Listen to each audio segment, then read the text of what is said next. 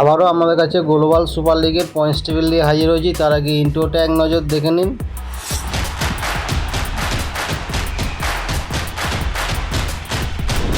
Intro শেষে global super লিগের সপ্তমতম match শেষ হয়ে গেছে। সেই সপ্তমতম ম্যাচের প্রথমে ফলাফল তুলে ধরছি, যেখানে সান ফ্রান্সিসকো ইউনিকর্ন 151 রান করে 7 উইকেটে 20 ওভার হারিয়ে এবং ডিসার্টস ভাইপার 152 রান করে 1 উইকেট হারিয়ে 16 ওভার 1 বলে ম্যাচটি জয়লাভ করে 9 উইকেটের ব্যবধান। এবং এই ম্যাচ শেষে এখন পয়েন্টস টেবিলে অবস্থান, যেখানে পয়েন্টস টেবিলে 1 নম্বর অবস্থান করছে গায়ানা অ্যামাজন ওরাইরিস। 3 ম্যাচ খেলেছে, 3 ম্যাচ জিতে 6 পয়েন্ট পেয়েছে।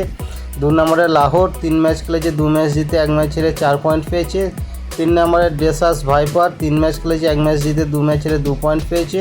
4 নম্বরে সান ফ্রান্সিসকো ইউনিকর্ন 3 ম্যাচ খেলেছে, 1 ম্যাচ জিতে 2 ম্যাচ হেরে 2 পয়েন্ট পেয়েছে।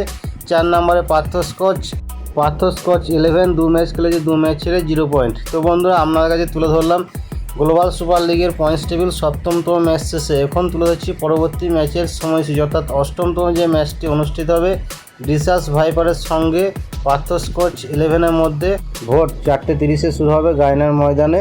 এবং দ্বিতীয় ম্যাচটি শুরু হবে, অর্থাৎ নবমতম ম্যাচটি লাহোরের সঙ্গে সান ফ্রান্সিসকোর মধ্যে সন্ধ্যা 7:30 এবং এই 2 ম্যাচ শেষে পরবর্তী পয়েন্টস টেবিল এবং ম্যাচের ফলাফল সম্পূর্ণ তুলে ধরবো। তাই ভিডিওটা ভালো লাগলে অবশ্যই একটা লাইক, শেয়ার, সাবস্ক্রাইব করে পাশে থাকুন এই ধরনের আপডেট পেতে।